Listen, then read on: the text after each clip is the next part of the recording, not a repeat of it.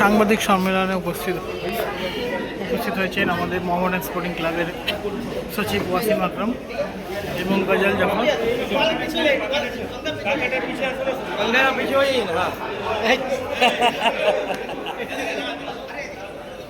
আমারে ঢুকিয়ে দিচ্ছি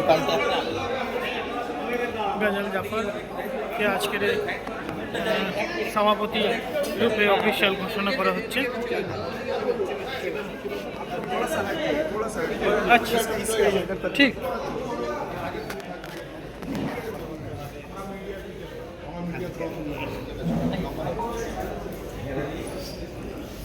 সাংবাদিক সম্মেলন উপস্থিত হয়েছে, দেখতে পাচ্ছেন আপনারা।